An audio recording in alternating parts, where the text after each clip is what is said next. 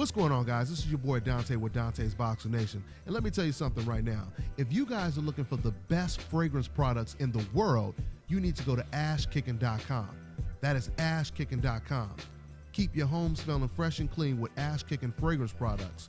Treat your skin and hair with Ash Kicking all-natural health and beauty products. Everything you need to create a comfortable home living environment and create a comfortable space for entertaining. The best incense burners in the world, home fragrance products, and health and beauty products, go to ashkicking.com. That is ashkickin.com. Brothers and sisters, brothers and sisters, I don't know what this world is coming to.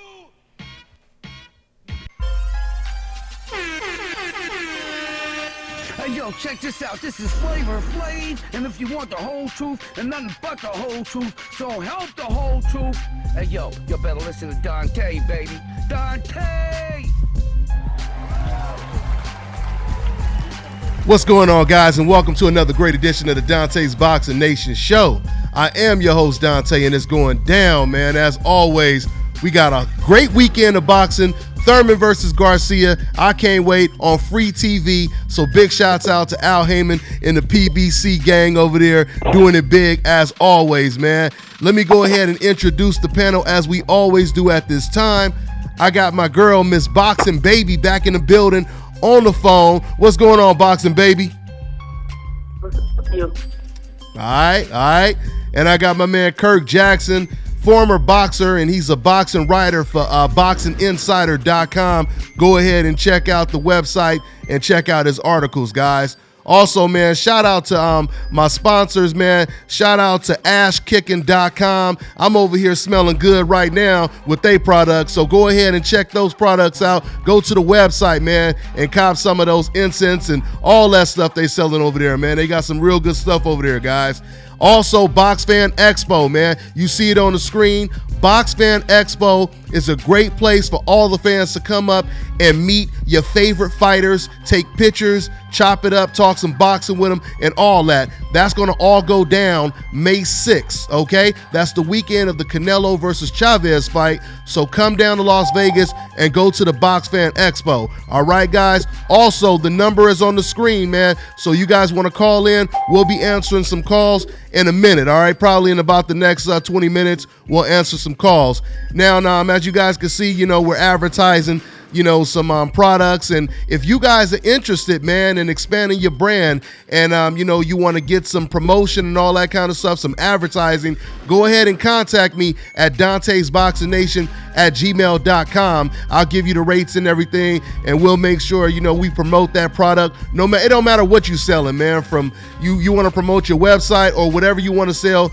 go ahead and let us know about it, all right? With that all being said, man, let's get into it. So, guys, it was a great weekend of boxing.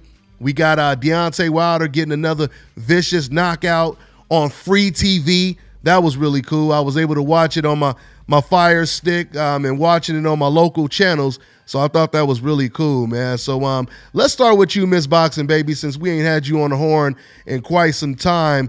Did you catch the main event, Wilder versus Washington, and how did you rate Wilder's performance? Miss Boxing Baby, you there? Okay, I think we just lost Miss Boxing Baby. Anyway, Kirk Jackson, man, same question, man. How did you rate Deontay Wilder's performance this weekend, man? I thought it was a great performance, actually, from both fighters. Deontay, he looked a little rusty in there. Mm-hmm. I'll admit, he looked, he looked like he had to shake off some cobwebs. He was a little slow to start, but I liked how he stuck with his game plan. He was trying to land his right hand, because his right hand is devastating, and I'm glad he looked to land his right hand, because that shows confidence that he feels like himself, because that is his main weapon, that and his outstanding jab. I also liked what I saw from Gerald Washington. He actually boxed. He boxed behind his jab. He looked like he was in great shape, great condition. It's just that if you slip up for just a moment against Deontay, it can all end, and that's what happened. Mm-hmm. So I thought it was a great fight.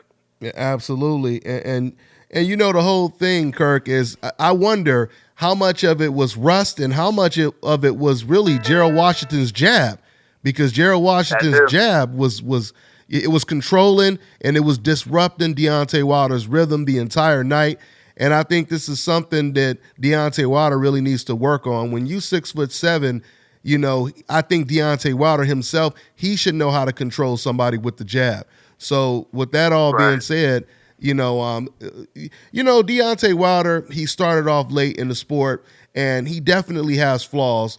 You know, he's going to have a problem with people who have these long type of jabs like Gerald Washington, but at the same time, he has that eraser, what Teddy Atlas would call it, which means he could basically make up for all of his flaws with one punch, but that's not going to always bail you out though.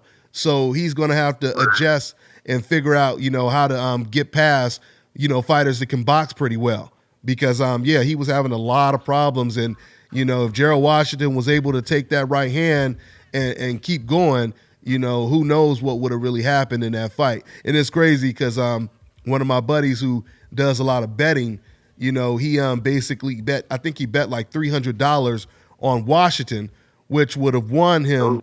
Yeah, which would have won him like about I think $3,000. So and it's crazy because when you look at the first 5 rounds, it was looking like Washington was going to win the fight, but once again, he has that dangerous ass right hand, and he could get himself right back into the fight, so we'll see, man. We'll see. Let me see if AK is on the line yet, because I know he said he was going to call in late. AK, are you there yet?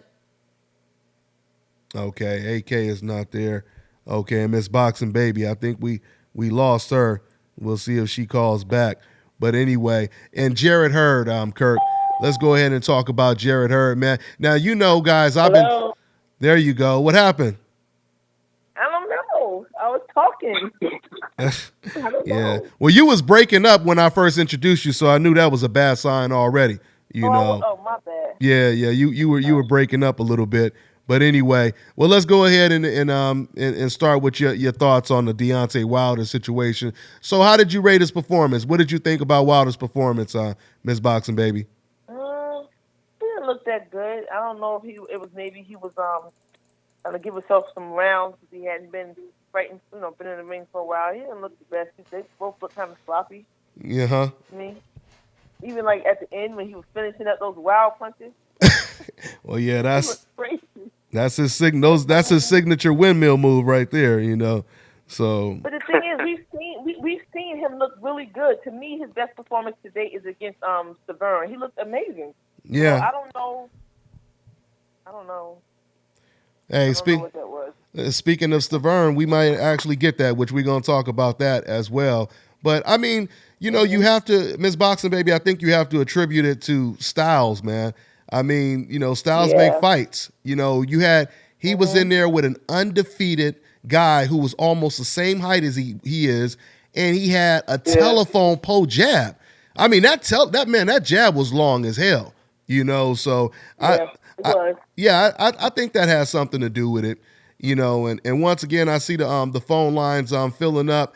Once again, we're gonna open up the phone lines in a minute, but I want to touch on this Jarrett Hurd fight as well before we open up the phone lines, because I've been talking a lot about Jarrett Hurd, man. I've been really selling him and telling people he looks like a beast. I was really impressed with his performance over Oscar Molina, or was it Javier Molina? It's one of the twins.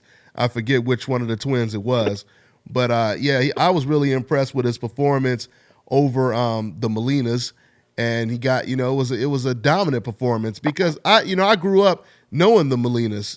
They went to the Olympics, both of them, and they had each one of them had like about 200 to 300 amateur fights, and Jarrett Hurd went in there, only had like 20 something amateur fights and completely dominated Molina. So I like what I seen, but the problem is he won this fight. He knocked out Tony Harrison. For those of you guys who don't know, he was trailing behind in the scorecards. He was losing almost every round. I think maybe 2 rounds before he knocked him out, he started to close the gap. He started winning some rounds right before he knocked him out. What I didn't like about Jarrett Hurd is he was trying to apply pressure with that with the Philly shell, with the shoulder roll.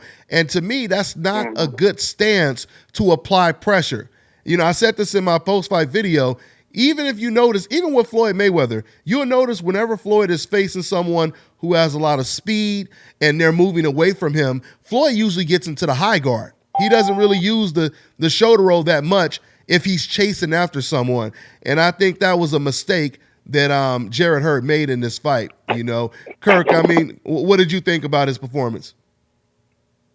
Yeah, I would agree. I would have liked to have saw Hurd give different looks because when he was walking in, especially in the first half of the fight, Harrison was catching him clean with right hands. He would even he would do a pullback counter, on occasion. He'd throw combinations, when he was coming in because I think Hurd was a little bit too predictable when he was coming in. Yeah.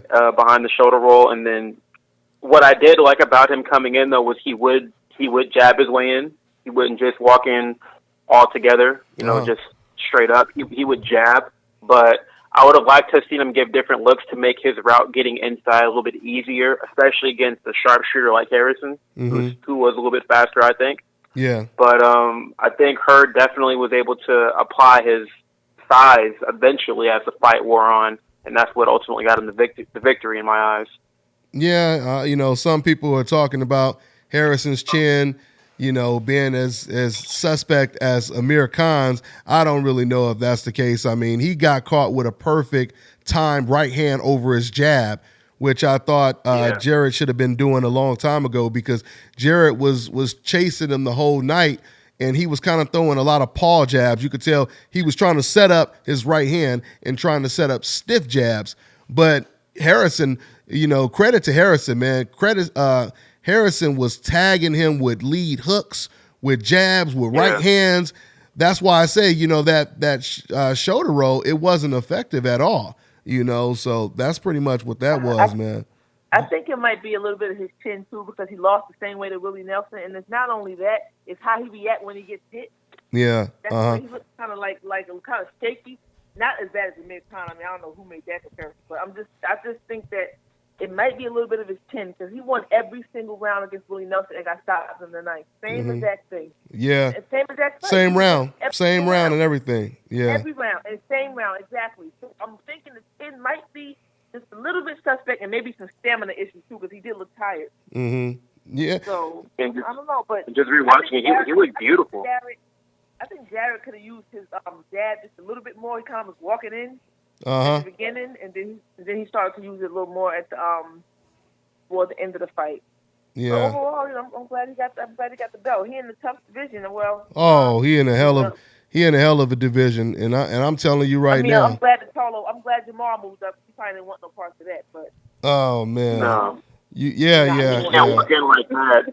Can't walk in like that against the fellow that moved up because he has too much power. If he'd have caught him with one of those counters. Yeah, nah. And I'll tell you right now, and I mean, when you look at the style of Tony Harrison with the foot movement, he obviously gave Hurd a lot of problems with the foot movement.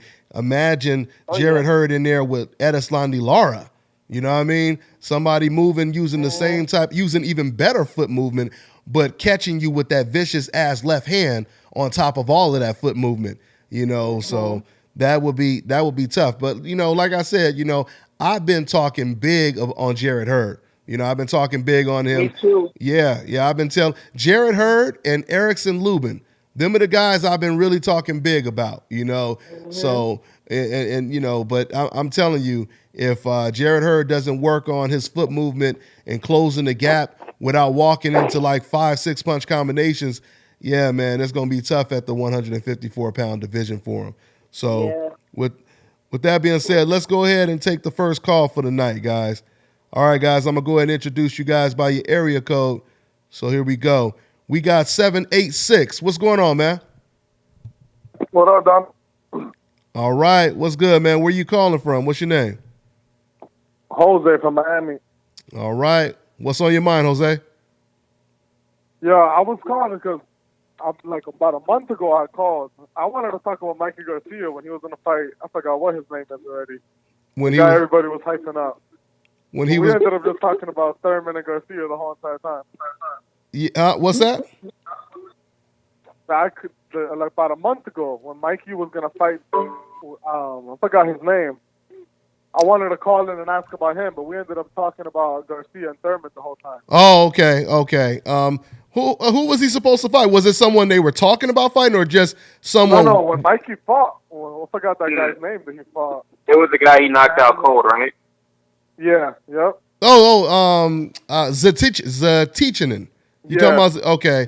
Yeah. Well, what do you want to say about it? I just wanted to tell everybody on Dontae to go bet the house on Mikey, because I knew that was going to be an easy win. You knew that was going to be an easy win? Now I want everybody to bet on Errol Spence Jr. against Kell Brook. Oh, okay. Okay. Yeah, I mean, I picked. That's going to be one hell of a fight. Yeah, and just to, make it clear, I picked Mikey Garcia to beat Zatichinen, but yeah, I didn't see it. I didn't think that he would do it that easily. I thought it was going to be a very competitive fight. But going back to Errol Spence, though, that's the one right there, man. That's the one right there. And I'm mad he going to London, though. He's going to have to knock Kell Brook out, because they don't play fair over there. He's going to have to knock him out. Well, I that's the only thing that I'm worried about. What's that? If he doesn't knock him out, he's going to have to drop him about 5 times. Exactly. Yeah, exactly. A couple times. Yeah. A couple times. Yeah, I know. I think he's going in. I think he's going in with the mindset that he's going to knock out Kell Brook. I really do. Yeah, well, he has to. I mean, and it's the thing about Errol Spence. Like I said before, Errol Spence is one of those rare type of fighters that can step up in competition and still get knockouts. Because if you guys notice in the sport of boxing, the majority of times fighters step up in competition. It doesn't matter how hard they punch. Usually the knockouts evaporate. It's because, you're stepping up in competition. Fighters, better fighters don't make the same type of mistakes. That's partially why Manny Pacquiao hasn't got too many knockouts in the last 7, or none in the last 7 years, because he's been facing better competition. But, people can speculate it's other stuff as well. But that's part of it, though, But when it comes to Errol Spence, I think Errol Spence, he's the type of fighter that can knock out fighters that don't get knocked out. Like, to me, Bundu is not a fighter you just knock out like that. You know what I'm saying? And not only and Errol Spence, Chris Algieri as well. Even though he got knocked down, you get knocked down 6 times against Manny Pacquiao, and Manny Pacquiao couldn't finish him. That's kind of crazy to me. But Errol Spence just runs over him like a bulldozer. You feel me? So yeah, man. And the thing is, Kell Brook is not going to be able to hold. He ain't going to be able to hold Errol Spence the way he was able to hold Sean Porter. I don't think he will be able to. I don't think he's stronger than. Yeah, absolutely, man. So, hey, man. Yeah, and I wanted to ask you, I know like about 2 weeks ago, you were talking about Spence, and you were saying that you think he beats anybody from 147 to 154. Uh-huh. And I agree with you. I do think so. But when I was really thinking about it, I was trying to, break down the fight between him and Lara. Just, trying to envision what his game plan would be. I think I'll give it to him. I think he'll beat Lara at the end. But how do you think that he'll actually get through that fight? Well, I'll tell you this, man. I think he'll beat him easy. If Angulo, as slow as Angulo is, if Angulo can pin Lara against the ropes, imagine how Errol Spence would pin him against the ropes. You know what I mean? Yeah, I think he'll beat him easy. Yeah, exactly. Yeah, I think that's what I was thinking too. That Angulo fight showed some flaws in Lara, but I don't think ever since that fight, even when in the Canelo fight, I feel like that fight really taught Lara a lesson about exchanging on the ropes, because I have not seen him do it since. That's true. That's true. People do learn from their mistakes, so that could be a possibility too. But I just think, and we're gonna know. It's gonna be official. After May 20th, if Errol Spence has really, arrived. But I truly believe that his level of skill is just on a whole nother level. You know what I mean? When it comes to a lot of these fighters, I really don't see too many fighters competing with him. But Kell Brook is the perfect opponent for him to go against, to test, all these things we think about him. Because I truly believe that that Kell Brook is the best welterweight champion in the division right now. I truly believe that. I feel. I like No, him. yeah, I think so too. Yeah, man. I like him. Yeah, I feel he's the most well-rounded, man. So yeah, that's what I think about that one, man. But thanks for your time, bro. We're gonna get to another call, man. All right, man. All right, take care, Jose. All right. All right, so that was Jose, man. But yeah, man, I don't really see nobody messing with Errol Spence, but I think Kell Brook is going to be the toughest one. I really do. I think he's going to be the toughest opponent for Errol Spence out of everybody, you know. So he's a very Brook nasty too now. I like that dude. Yeah, that's match for Errol Spence though. He's nice though. Yeah, and that's Kell Brook's very skilled, but there's a few questions for me going into that fight, just with him, cutting weight, and then also how he's going to respond to the damage he took from Golovkin. Will that be a factor as he's facing Errol Spence? He better hope it's not a factor. But and see the thing, and to me, I don't think he suffered that much damage. I mean, maybe psychologically, it could affect him just knowing that he got his eye socket broken. But physically, he didn't really suffer that much damage. He didn't really get hit that much in the whole fight. So I don't think that's going to affect him that much, unless it affects him psychologically. So I think just the eye socket thing. Like, I'm not sure how how it's going to heal, because with everyone is different. Yeah, and I know. Doesn't heal right now, that's true. Could be a problem. That is true, because Margarito, he had to retire because of it. Margarito, every time Margarito got touched, and that eye, it blew up like a balloon, and it was because of it being broken previously. So now that right there is a good point right there. If we see, so that's what he need to do. He need to work that eye. Yeah. If Brook's eye is swollen after the first couple rounds, it's a done deal. It's over. Work that eye, get him out of there. Done data, man. To win, because if he don't, they're gonna cheat him. They're gonna cheat him over there if he doesn't. Absolutely. Hey, I wanted to talk to you guys also about this news. Terrence Crawford, he may be facing, well, let me first put it in perspective, or put it in chronological order. Originally, they were negotiating with Felix Diaz, right? Matter of fact, I believe they're still negotiating with him. And the talks are Felix Diaz turned down the fight. And this is not official, but the talks are he turned down $300,000. Felix Diaz did. So now, they're looking at a backup plan, and they're thinking about Adrian Granados. And, now, I mean, now, kill that boy. Yeah, well, probably so. But you got some people trying to criticize it and comparing this to the Manny Pacquiao Amir Khan situation. And that's another murder. Oh yeah, but my point is, I see this situation just a little bit different, because first of all, Granados, a lot of people were saying, I don't believe it, but a lot of people, they say that Granados beat Broner. Some people said it should have been a draw. On top of that, Granados wasn't fighting at his own weight class. He was fighting at 140. You know what I mean? So, I'm sorry, 147. He wasn't fighting at 140. So, I mean, when you look at all of those things, and once again, he didn't get knocked out, I prefer Crawford to fight Felix Diaz. But if Felix Diaz won't take the fight, I don't mind Crawford versus Granados, because once again, it's not like Granados just came off of a knockout loss. I mean, Kirk, how do you see the situation in contrast to Pacquiao versus Amir Khan? Well, it's a good keep busy fight for Crawford.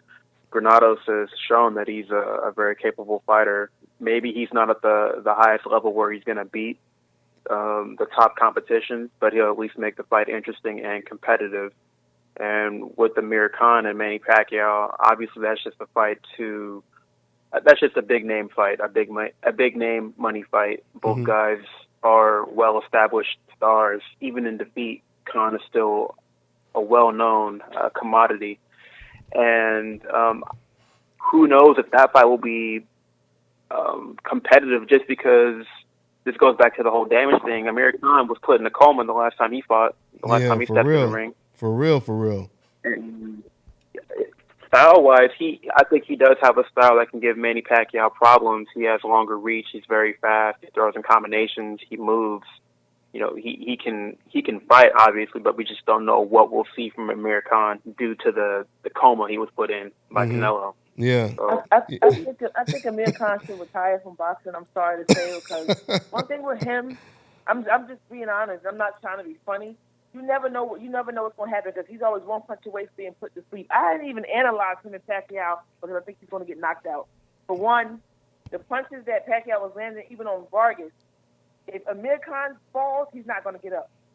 So even though Manny doesn't have that killer instinct anymore, he's just out there just making some money. He's already a future Hall of Famer. You don't have to do none of that stuff anymore. No. But I don't think he needs it in this fight. If he hits him clean, he's going to put him out. Yeah,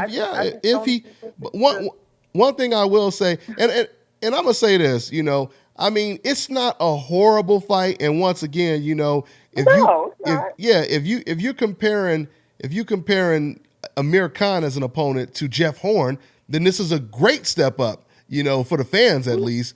I mean, it's a great fight. The fact that they spar so many rounds against each other. Something else I like about this fight is Amir Khan, his best performances were against southpaws, right? It was against boxing southpaws. Devin Alexander, Zab Judah. He does really well against boxers too. He has a problem. His weakness is pressure. Amir Khan completely buckles under pressure. But fighters that try to box him and try to go counter for counter and all that kind of stuff, Amir Khan usually does well until he gets caught. And surprisingly, when he fought against Zab Judah and Devin Alexander, the two southpaws, Amir Khan hardly ever got touched in those fights. Now, and of course, it'd be harder to go 12 rounds without getting hit with Pacquiao's left hand, but I think this fight is interesting. I think it's a very interesting fight, Well, if you look at it's going to draw a lot of money. It's not trying to be funny, but Amir Khan eventually is going to become the gatekeeper with the name. Like, he's going to fight. He's going to make money because he has a name. He's already a gatekeeper. Exactly. I'm sorry. Yeah, he is. Yeah, he's already a gatekeeper, So, but once again. And also, if you look at Pacquiao's history of opponents, a lot of times he likes to choose an opponent that's coming off of a loss or off of a knockout loss performance. And that's why I was saying, Kirk, it's a difference.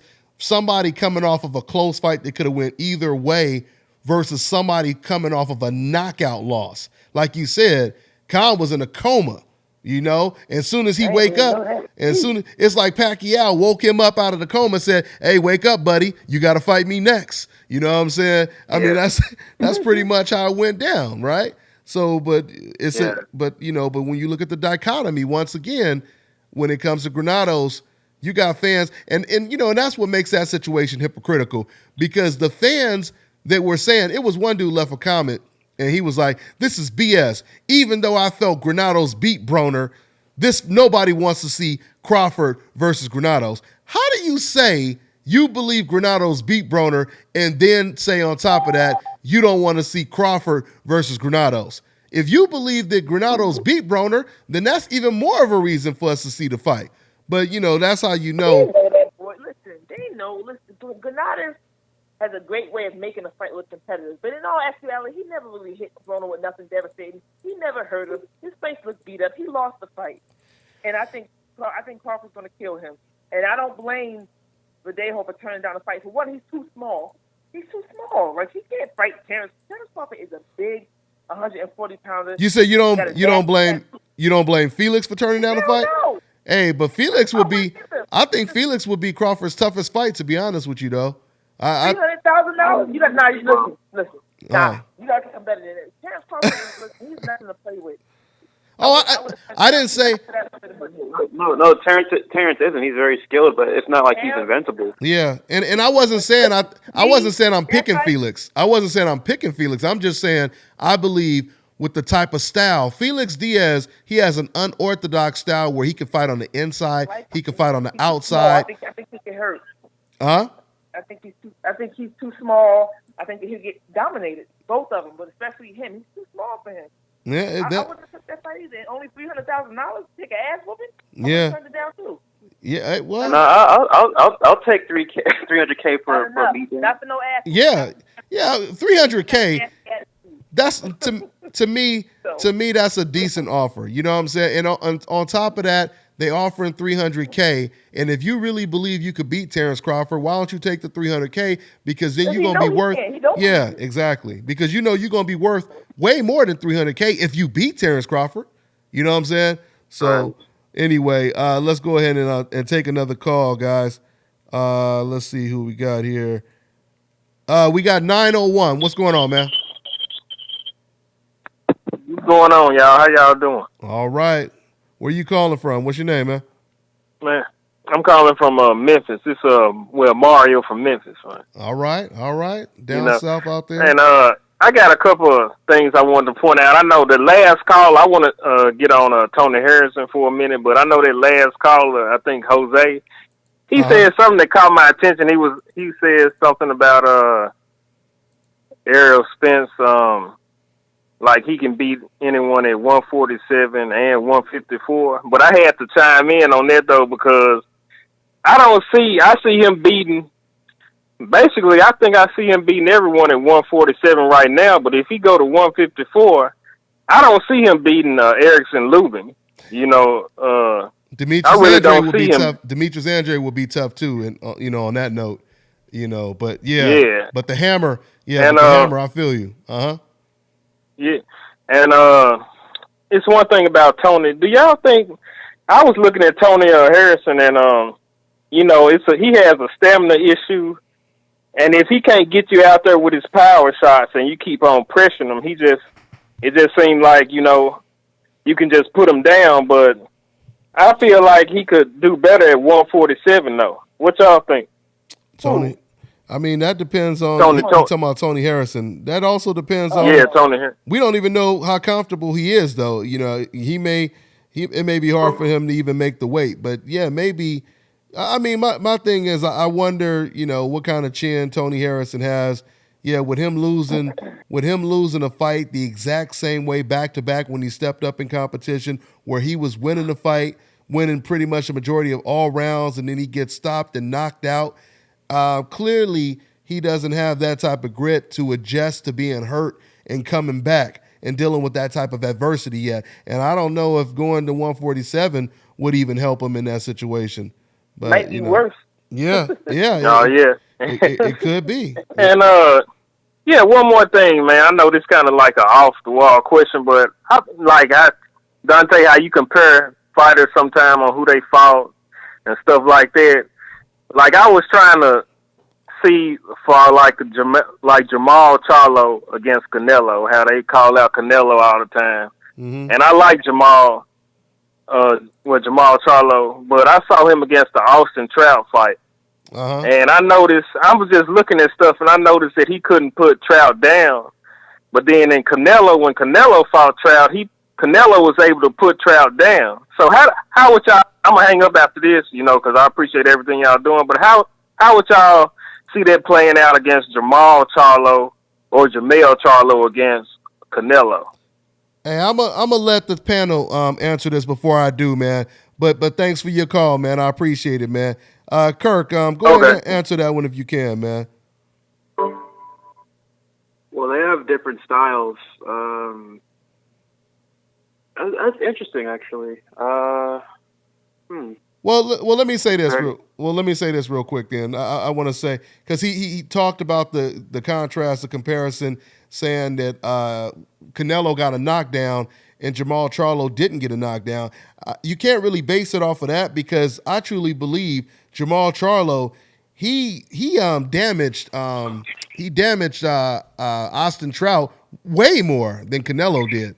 I feel he inflicted a lot more damage than Canelo did. You know, when Canelo knocked down Austin Trout, after that, matter of fact, in the same round, Austin Trout, he came back and actually won the last minute of that round he got knocked down in. And he was a lot more aggressive in that fight. It was a lot more competitive after Austin Trout got knocked down. But in the Jamal Charlo fight, to me, it started off a little competitive, but maybe after about the third or fourth round, it was all Jamal Charlo. And it seemed to me like Jamal Charlo, he was really breaking down Austin Trout compared to Canelo Alvarez. But you have to attribute Austin Trout going 12 rounds because he's so durable, because he's so tough. You know, so I don't think it's just because certain fighters didn't have, the power or anything like that. I just truly believe, Austin Trout is a very durable fighter, So Canelo. I'm sorry. No, go. Well, I was going to say, I think with the Austin Trout and Canelo fight, I believe Canelo caught Austin in an exchange and to open up the 7th round. yeah. And I think it was a right hand that caught Austin by surprise. Yeah. And I actually had him winning most of that fight. I might be in the minority with that one, but I had him winning most of that fight with his output. You had a lot of people. Some people thought Trout won. Some people thought it was a draw. I remember trainer Robert Garcia. Knockdown was the difference. Yeah, you could definitely say that, because Robert Garcia, he said that he thought the fight was a draw. So yeah, when you say that the knockdown was the difference, that basically means if he didn't get knocked down, Austin Trout, then you could argue that he even won the fight. But I don't have a Pacquiao and Marquez too. To me, the only difference was the knockdown in the 3rd round. If he had knocked him down, it could have been another draw like the first one. Absolutely. And I don't have a problem, and I really don't have a problem with with the decision. I'm not gonna say it was a robbery or nothing like that. It was a very, very close fight. I think Canelo got better since losing to Floyd, and I think that he beat both Charlos. But I mean, one of them moved up. He's at 162. I don't see too many people beating Canelo. I think he got a lot better. He's strong. I think some people just need to stay clear away. You talking about that middleweight? Were you talking about that middleweight? I don't know too much about middle. I mean, he looks all right so far, but I got to see more of him at middleweight. Yeah, he's a big 164 pounder, so I think he's gonna fit right into middleweight. I still don't see Canelo beating fighters like Jamal Charlo. I don't even know if he could beat a Danny Jacobs right now. I mean, I really don't know. So other than Jamal's power, I don't see a whole lot in him. His jab, he got a ridiculous jab, Jamal Charlo. I personally feel like I don't think any Scotsman can beat Canelo right now. That's just how I feel. Okay, no, that's cool. That's cool. Young, he's in prime. Nothing wrong with that. What I like with Jamal Charlo in a matchup against Canelo is, as Dontae alluded to, the jab for one, and he's a really underrated counterpuncher. Yes. And, big time. Big time. And I think a big factor would also be his speed. I don't think Canelo is accustomed to going against guys fast like him or as fast as Charlo. When he did go against speed, like Floyd Mayweather, for instance, I mean, it was more than just speed. It was boxing ability. But we can see the speed gave him problems. Same thing against Lara. The hand speed and the foot movement gave him problems. Yeah. I think Charlo maybe one of them, though. I don't see that. Nah. Am I talking about the long Charlo? Which one are you talking about? Some of the one that can punch, right? Yeah, the more aggressive one. I don't think he would emulate their styles per se, like a Mayweather or a Lara, but I think he has the tools to move around if he needs to, and I think he just has the athleticism and boxing ability to really make life difficult for Canelo. I think that his brother actually is a better boxer, but I think he's a better fighter. I think his brother, to me, is a better boxer. That when I watched them fight, but I haven't really seen a whole lot of them, so I probably got to see more. But I don't really see him beating Canelo, not right now. Yeah, well, and I hate when we have these conversations, and while we having these, he's gonna get knocked out. So. You think he's gonna get knocked out, huh? Yeah. Well, that definitely ain't going 12 rounds. That fight definitely ain't going no 12 rounds. So here, let me go ahead and take another call. Okay, we're gonna go ahead and go with 760. What's going on, 760? Hey, what's going on with you? All right. What's good? What's on your mind, man? Oh, nothing much, man. Oh, yeah, man. I wanted to kind of backtrack all the way to, Wilder. Okay. The Wilder fight. Yeah, man. Wilder kind of looked uninspired in there, like he really didn't want to fight. Like I know, like almost like this guy ain't on my level. I mean, dude was doing his thing for real. Like, I mean, that jab was giving him problems, but I just think that a true boxer, like a boxer puncher, like Joshua, I think Joshua beat Wilder if they fought tomorrow. He'd beat Wilder easy.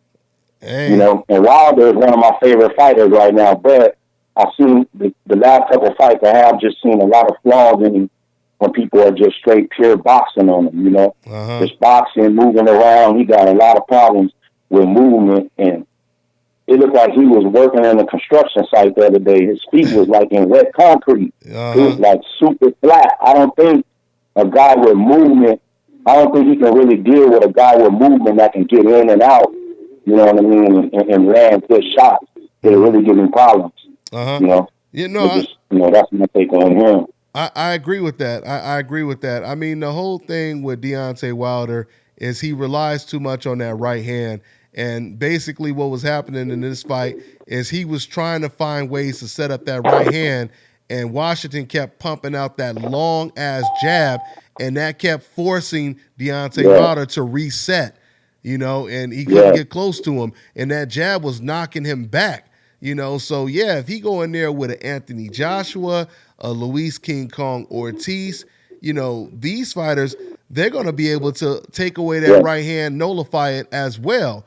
You know, but once again, Deontay Wilder, it's almost hard to go against Wilder just because that right hand is such an equalizer. You know what I'm saying? I mean, it's. But see, the thing is, my bad to cut you off, but the thing is I don't think he'd be on his toes enough. You know what I mean? Even with Lennox, you remember Lennox jab, he had a little movement in there where he bounced around a little bit. You know, he just don't have. It's like. It's almost robotic now. Yeah. You know? Yeah, but you see, styles make fights. No, I was just saying styles make fights, though, man. Just remember that, because he looked great against. Now I got to go Wilder. I think Wilder beats him now, because to me, Wilder's not going to fight him the way he fought. He just looked like he didn't care Saturday. I don't know if he was But it wasn't he didn't care. That jab didn't allow him to do. I don't see Joshua beating him now. I might change my mind maybe 2 years from now, but right now I just don't see him beating him. I don't think he wouldn't fight Joshua, in my opinion, like that. I don't see him beating him right now. But that's the fight you're going to see anyway, because Klitschko's not going to beat Joshua. So I'm sure you're going to see Wilder and Joshua sometime late this year. Yeah. That's a big fight. Yeah. And I know I don't got a lot of time, but in that Granados situation too, I felt like that one guy you was talking about, you know, when you were saying about the fans. I'm one of those fans too. I'm like, even though when on first watch, I thought he edged Adrian Broner out on first watch. But when I went to YouTube and checked it out and really got to watch it without the babies crying and the homies talking, you know, I seen where Broner, you know, got him. But I just don't think with all the fighters right now at 147, I don't think that, and 140 even, I don't think that Granados deserves Crawford right now. I want to see Crawford in there with one of these stallions. I mean, oh boy, is a good, you know, a good dance. He's a good dance to a good song, but I don't think that that's the fight that the people want to see Crawford in right now with all the fights going on. I mean, yeah, you got all these great fights, and I partially agree with you, man. But once again, we got to give credit to Crawford that they tried to make the Felix Diaz fight first, though. You know what I mean? So, you know, the fact that they tried to make that fight first, that tells me that they really did want to fight the opponent that they know the fans want to see him up against. And Felix Diaz is probably the only fighter right now that I could think of outside of Rancis Barthélemy that, you know, would really, really challenge Terrence Crawford. I can't see anyone else. Of course, you have the African guy that just beat Troy Yansky. You know, that would have been an interesting fight. What's up? Felix Diaz, that's the Olympian that Lamont fought, right? Yeah, absolutely. Yeah, that's that's who we're talking about. So, you know, the fact that he, huh? You said you don't? I don't want to see that fight. Why? Why you don't want to see that fight? What? No, is that would that be his first fight at 147 or that's 140? No, they be fighting at 140. He goes back and forth. Yeah. Felix been going back. I would rather see Cotto in there with Crawford. Cotto in there with Crawford. Cotto and Crawford. Yes, I would rather see. I would rather see Cotto. Man, Cotto is gonna go in there. I'm gonna tell you what Cotto gonna do that nobody gonna do. He's gonna go in there with the straight smother and hit that body. You know what I'm talking about? Nobody has went that route. And what's little man that 50 Cent Gamboa. Gamboa was giving him problems early when he was going to that body and just shooting that blast, that right hand. He just didn't have no defense. His defense is terrible. You know what I'm saying? Gamboa was out slicking. Gamboa was out slicking Terrence Crawford. He was out boxing and out slicking him too. You know. Yeah. Trust me, they don't want to listen. They don't want to put that man in there with Crawford. He's old and he has not fought since September 24th. I mean, but maybe not. But not saying he's gonna win. We knew he wasn't gonna be. We knew he wasn't gonna be Mayweather. We knew he wasn't gonna be the couple fighters. But he pressing them though. That's the press he needs. If he's gonna get in there with a Pacquiao, if you're gonna call a Pacquiao out, and you ain't gonna fight Kim because y'all buddies, you know what I'm talking about? And you're gonna fight a Pacquiao, you might as well settle out of court for a Cotto or somebody of that caliber that's really gonna press you though. Yeah, but we don't even know if Cotto would take that fight though. You know, I don't think Cotto is looking for fighters like Terrence Crawford.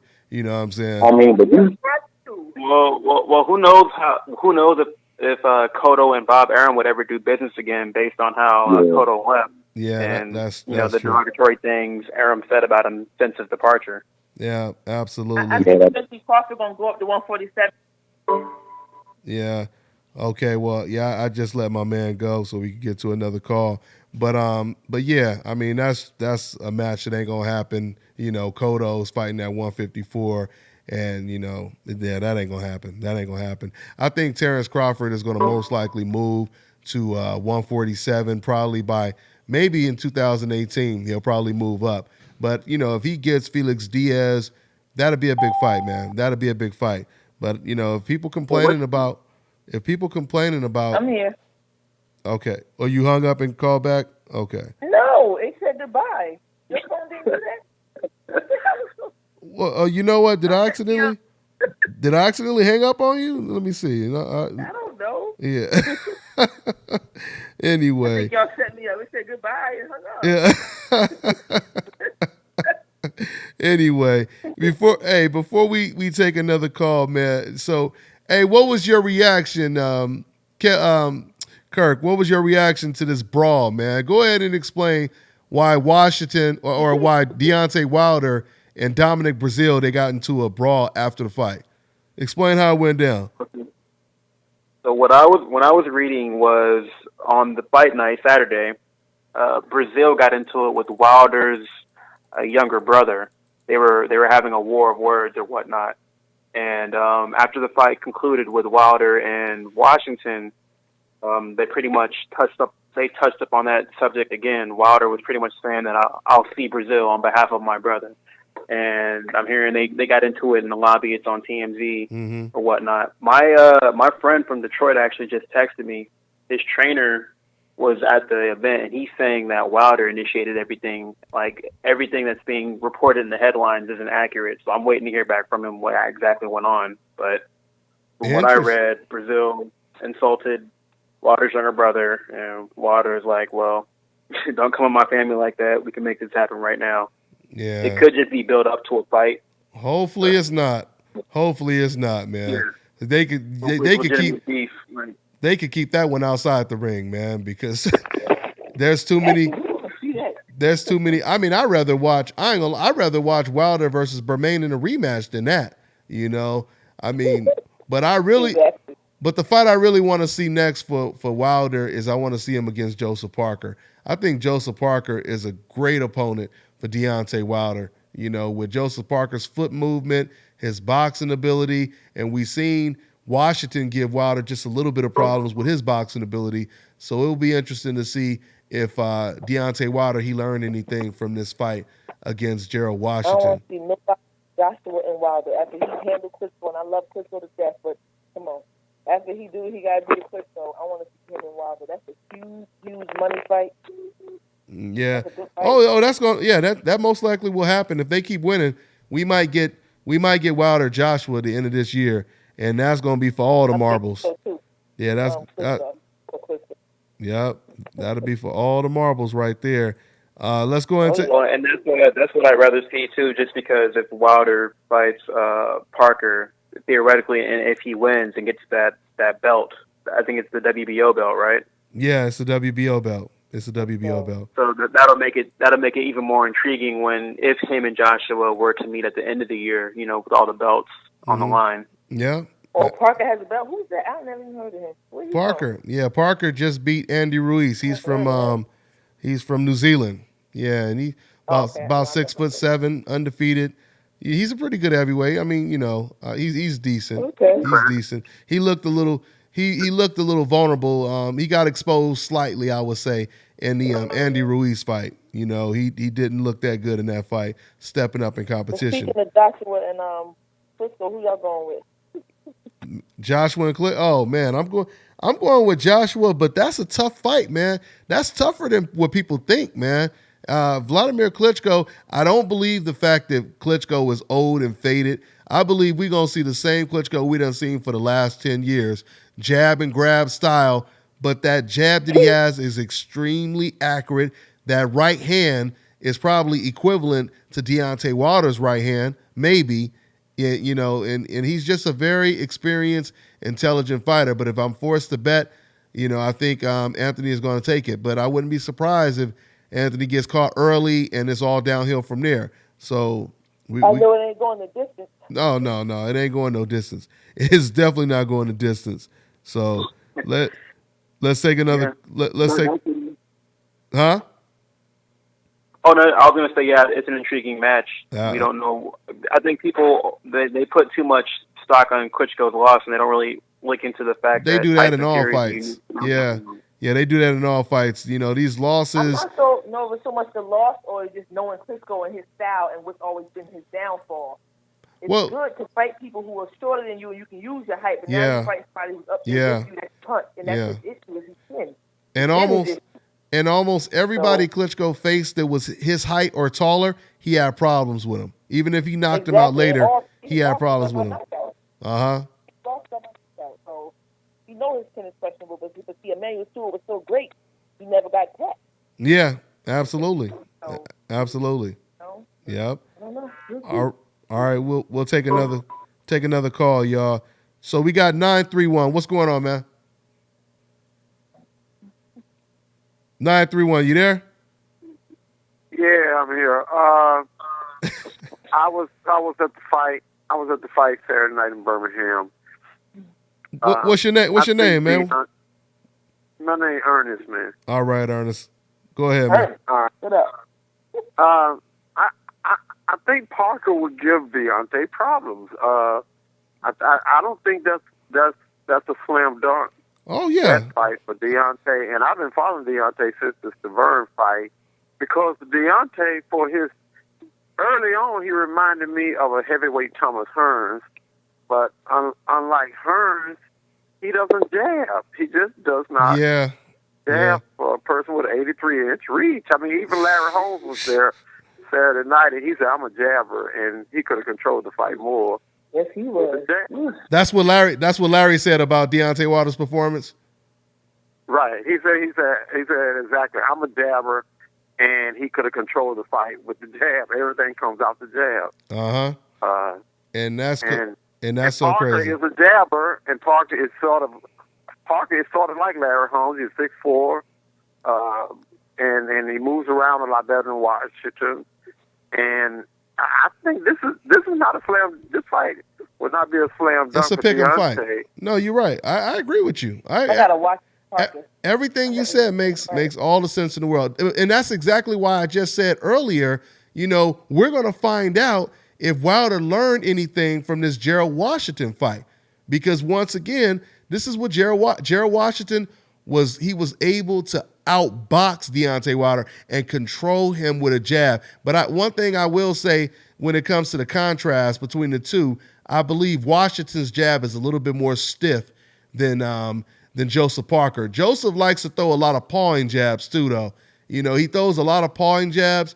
You got to be careful when you're throwing them pawing jabs, because Wilder, he could throw a right hand over a pawing jab. It has to be a stiff jab to disrupt Deontay Wilder's rhythm, so. That is true. He has the great equalizer, the right hand.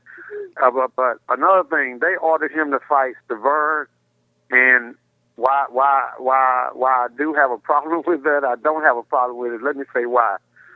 Joseph Parker is not fighting until May, and if Deontay wants to fight Joseph Parker next, that fight probably won't be till September if he's waiting on Parker, because if Parker's fighting in May, it's going to take about 3 more months to build that fight up. So that'll be a long layoff for Dontae. So I think a May date with Severn won't be a bad thing just to keep him busy, in my opinion. Wait, fight Severn again? Yeah, well, he may have to. The WBC ordered it. WBC ordered him. WBC ordered them to fight and gave him 30 days to negotiate a fight. Yeah, they did it yesterday. Yeah. You talking about Wilder? Keep his belt. That's what you talking about? Yep. Again? Yep. The WBC they ordered it. The WBC they ordered them to fight. The heavyweight division is terrible right now. I don't know. I don't know if I would say it's terrible. I don't know if I would say that. They got more undefeated fighters in the heavyweight division than I think almost any division. I'm sorry. I'm just thinking about the back in the day heavyweight division. I'm looking at it now, and the matchup y'all saying, it's just bad. It's bad. Yeah. Like, wow. Well, hopefully. Yeah, but let's keep in mind about back in the day. Back in the day, Ali and Larry Holmes weren't fighting Joe Frazier and George Foreman every other month. They had bombs of the month also. No doubt. No, we can't. Look, come on, stop. We cannot compare. Please, the heavyweight. The heavyweight. But that's reality though. That's actually like with all sports. I can go down Larry Holmes' list of opponents from 78 to 85. Listen, everybody's gonna have a bump, but come on now, please. The heavyweight division, we can't even. Well, I mean, it's no. I think slowly but surely, we're about to start getting the big fights at the heavyweight division. Because, like you said, Anthony Joshua versus Deontay Wilder, that's huge. And before whatchamacallit, what's his name, Scarface Tyson Fury, before he went on this cocaine run, that was gonna be a big fight. The way they were promoting it, remember Tyson jumped in the ring after Wilder knocked out Spilka, and they was on some WWE type stuff, going back and forth. Man, that was going to be huge, So I think there's some fights that will be big in the heavyweight division that could really bring the division back, and it'll probably start with Wilder versus Joshua. But like my man just said, there's no guarantee that Wilder can even beat Joseph Parker. But the most dangerous thing with Deontay Wilder, you got to go all 12 rounds. Or at least go until you knock Wilder out without getting caught with that right hand. And that is very difficult to do because it only took Wilder one right hand the whole night to end the fight. So with that being said, yeah, it's not as easy as it looks, from the outside looking in. But I agree with my man, though. I truly believe Joseph Parker, Wilder may be actually a 50-50 fight. So I agree with my man, So, hey, but especially if they're going to New Zealand for the fight. If they're going to New Zealand for the fight, that's a good point. I would get him out of there as soon as I can. That's a good point. That's a really. I gotta look at Parker, and I'm gonna let y'all know next week how he looks. I'm gonna make sure I watch him tonight. Oh yeah, I've never heard of him. I've never seen him fight, so I'm gonna make sure I watch him tonight. And also, Luis Ortiz is a factor too. He might be getting a title shot with somebody. Yeah. Hey, let me say one last thing, and then I can go. Let me say one last thing. Anthony Joshua is fighting Klitschko, and as far as I know it, he is mandated. The winner of that is mandated to fight either the IBF or the WBA. These alphabet boys, they're ordering people to fight two different people at the same time, and they really want to split the titles up. I don't think these alphabet boys want one champion holding all the belts. I think Joshua needs to be careful because if he fights the WBA mandatory, then IBF is going to strip him. If he fights the IBF mandatory, the WBA is going to strip him because Ortiz is not going to fight the Bulgarian guy as an eliminator. Help me out with these alphabet boys. What I Bulgarian don't think they're going to win that. The number one IBF contender. Yeah. What's his name? Well, let me first say this. Pulev, I think his name. I think his name is Pulev. You talking about Povetkin? You know, talking about. Yeah. No. The other one, Pulev, the one that got knocked out by Klitschko. Yeah, he was the one that got knocked out by Klitschko. Yeah. He's another. Yeah, man. I don't know how some of these guys make it to to number one contention. But I will say, exactly. That's my point, because it's dead. That's the point that I'm making. There's nobody. There's still some good heavyweights out there though. There's a lot. That's the point I'm making. It's not hard to become a next contender because it's not really that big a stacked division right now. They just haven't faced each other yet. They just haven't faced each other yet. Back in the day, the heavyweights was the number one division, and the little guys was. Now it's the opposite. Now it's the opposite. Right now is 147. That's the money division right now. That's where all the money is at 147. Heavyweight is like, it's trying to make a comeback, but it's just not there. Yeah. Well, the heavyweights may have always garnered the attention in the past, but it can always be argued that the little guys, the middleweights, the welterweights, the lightweights, have always been the most talented guys fighting. Yeah. Of course. All right, I'm gone, guys. All right, man. All right, take care, man. Thanks for your call, man. All right. All right, so let's go ahead and close out with talking about the fight this weekend, the real fight, like you just said, in the big division, the welterweight division, where everything is going down, man. Keith Thurman versus Danny Garcia this weekend on free TV on CBS. Man, I can't wait. This is huge. It really does feel like the 80s when Sugar Ray Leonard and Hearns and Hagler and all them guys were fighting on free TV against real opponents, not just some, BS showcase type of fight. This is a real fight, and it's probably one of the most significant fights of the year. I've been, of course, leaning towards Keith Thurman. I truly believe Keith Thurman, he's going to be a lot smarter. I'm listening to what Keith Thurman is saying. He says, we know that Danny Garcia is a very strong puncher, and it's our job to make sure we don't get touched by none of that, or we don't get touched with any of that. So with him saying that tells me that Keith Thurman is not going to be in there making too many mistakes. He's going to go in there and try to outbox Danny Garcia, and I believe we're going to see some knockdowns in this fight. We're going to see some oohs and ahs, with body shots. We're going to hear some grunts, from some body shots. We might even see Keith Thurman get hurt with another body shot, you know what I mean? But overall, I see Keith Thurman winning this fight, man. I think Danny Garcia will slow down in the later rounds, and, Keith Thurman will take over. Miss Boxing Baby, how does it go down? Man. What's up? I'm going to say this is a pick 'em fight. But, can you hear me? Yeah, I hear you. Oh, okay. That's why I cut me off again. I'm kidding. It's a pick 'em fight, but I do give a slight edge to Thurman only because he's a naturally bigger man. But other than that, I think it's a good fight. I'm rooting for Danny. I love that dude. I think he's the most talked about since Floyd. They can't stand this man, and his resume is so phenomenal. They just don't like him. I'm praying that he wins, but I think he got his hands full Saturday night. Both of them do, actually. I don't see the fight going the distance. So they do. So I'm neutral. I can't. I don't even know. Get out of here, Miss Boxing Baby. Also, you ain't never neutral. How can you pick? How can you pick with a fight like that? The bad blood is there. They talking shit. That fight is gonna be off the chain. Oh, yeah. Man. You can't lean towards nobody. I'm gonna put you on. I'm putting you on the spot, Miss Boxing Baby. You gotta lean. All right. Well, I'm gonna give you a minute to think about it. Kirk, how does it go down, man? All right. So when this fight was announced, I think I was in the minority. I said that Danny Garcia is gonna win, and I'm gonna stick to that. I do think it's gonna be the fight of the year. It's been a fight I've been anticipating ever since it was announced, and even before it was announced. I think it's going to be the fight of the year. I'm going to borrow a phrase from Joel Embiid from the 76ers. Just trust the process. Everything Danny Garcia has been doing leading up to this fight, when he's been fighting guys that everyone thinks are tomato cans, when he first moved up to welterweight to fight Malignaggi, and he fought Peterson at a catchweight at 143 and things like that leading up to this fight.